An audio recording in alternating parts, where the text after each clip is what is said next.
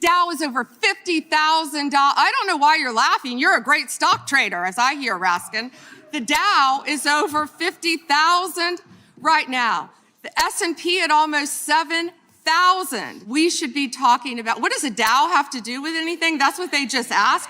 Are you kidding? Now that, of course, it flies in the face of numerous economic indicators, inflation, jobs numbers, debt, health insurance premiums, as well as Trump's dismissal of polling on economic performance. But he's been out there saying that if you don't like the economy, you're essentially crazy, that affordability, it's a Democratic hoax. Not that, again, any of this is relevant to Epstein. And also, I know we've just collectively forgotten this, but Pam Bondi is not a political operative. She is the Attorney General. Like, I know Trump destroyed, killed, drowned norms in a bathtub, but her role is supposed to be nonpartisan, non-political, independent from the White House. And so for anyone who remembers what American politics was just like a couple of years ago, seeing America's top lawyer glaze Trump from head to toe is kind of wild. Not surprising, but just wild. But anyway, going back to Epstein, a group of his victims were actually there at the hearing, and Pramila Jayapal had them stand up and then said, "And if you are willing, please raise your hands if you have still not been able to meet with this Department of Justice." Please know for the record that every single survivor has raised their hand. Also, at another point, after Bondi licked Trump's toes on national television a little more and claimed that there's no evidence he's committed any crimes, Ted Lieu leveled this serious accusation at her. I believe you just lied under oath.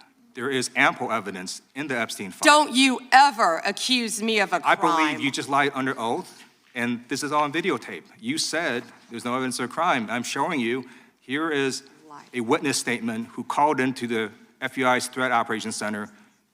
He drove Donald Trump around in a limo. He overheard what Donald Trump said to Jeffrey on his cell phone.